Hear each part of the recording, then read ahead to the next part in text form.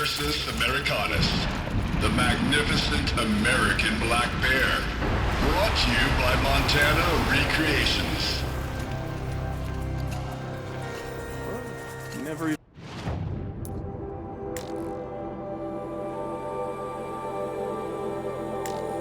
felt the cold, did you?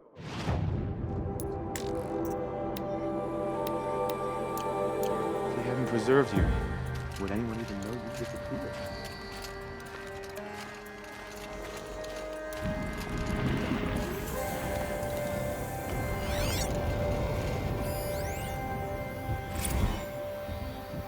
Visitor center's a bust. I'm recording the strategic and operational value at roughly 0 point squat. No reason we shouldn't pack the staff onto a vert and send them back to Nowheresville as soon as the gates are locked. Enjoy basic income, ding-dongs.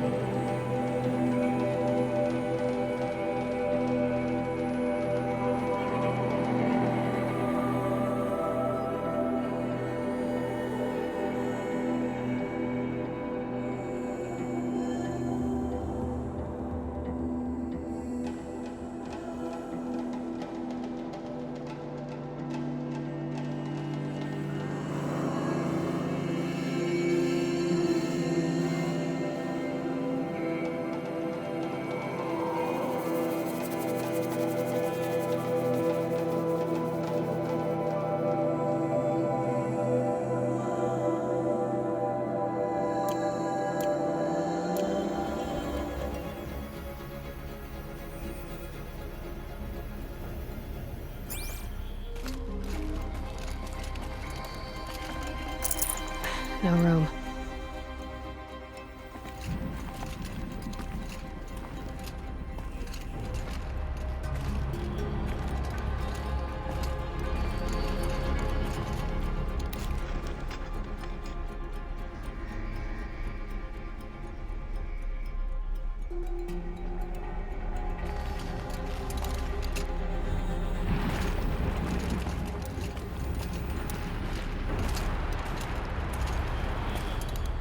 I hate to interrupt. Oh, yes.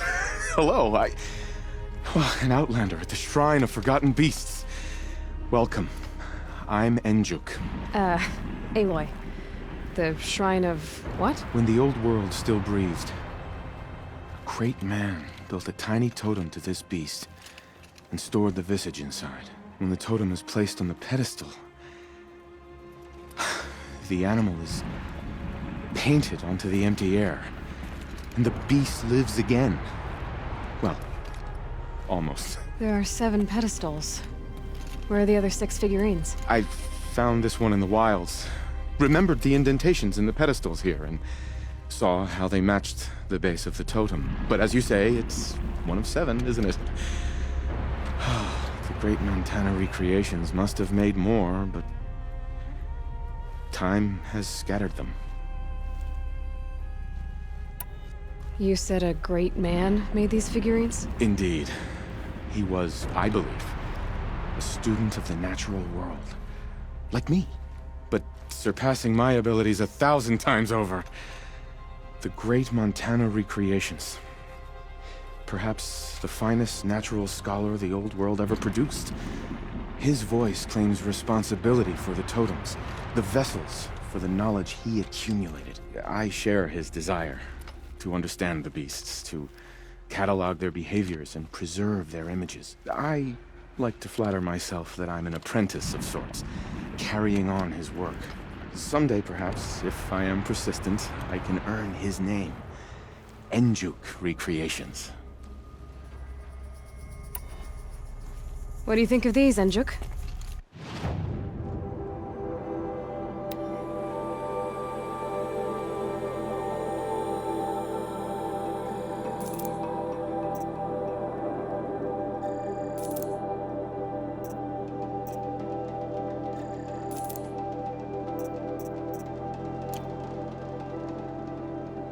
Cut may have forgotten you little ones, but I will not. And now that you've returned to your pedestals, I can show others. So these totems... the images they show are of animals that no longer exist. They're gone, like the old ones. So it seems. To think such magnificent creatures are lost to us, that we never even knew they were here. We rely as much on beasts as we do on machines. For food, for warmth, but do we study them with the same fervor? Yeah, I do. For example, I have this theory about foxes. Why do foxes have red fur? Think about what they eat. Meat? Raw meat. Bloody meat. See? Natural causation. Logical connections. It only makes sense. You've thought a lot more about foxes than I have. I should get going. Of course, of course. I've taken up so much of your time already. But I don't suppose you could keep an eye out for more figurines? If I run across any, I'll bring them your way. Care to talk about these figurines of yours? They're not really mine, but I've always got time to talk about them.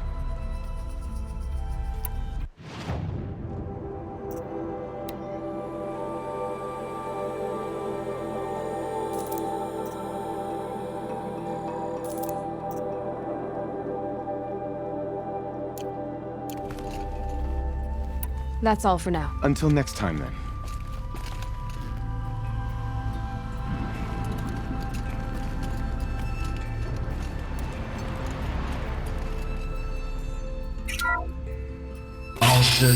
Alcis, the noble moose. Brought to you by Montana Recreations. The horns grow like trees. Of course, this moose used those bizarre growths to blend in with its forest home.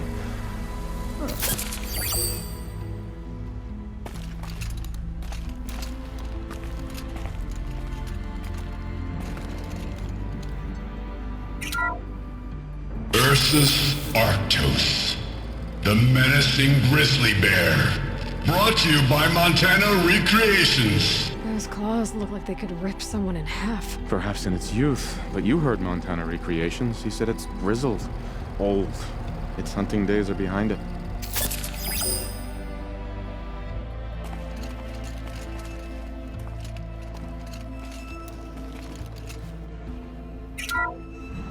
Puma Concalor, the fearsome cougar. Brought to you by Montana Recreations. Its coat is sand-colored. Could it have been a burrowing animal? Perhaps those teeth were only used for digging.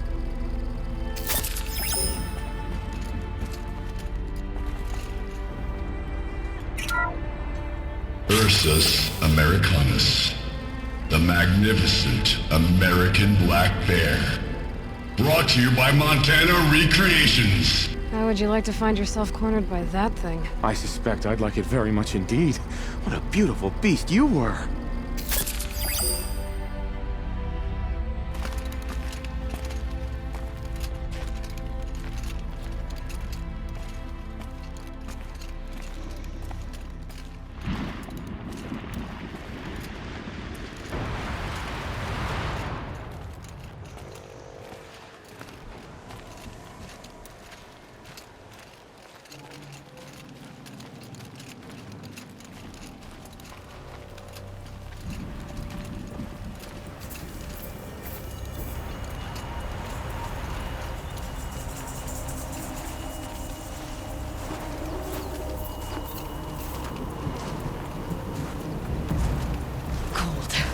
very cold.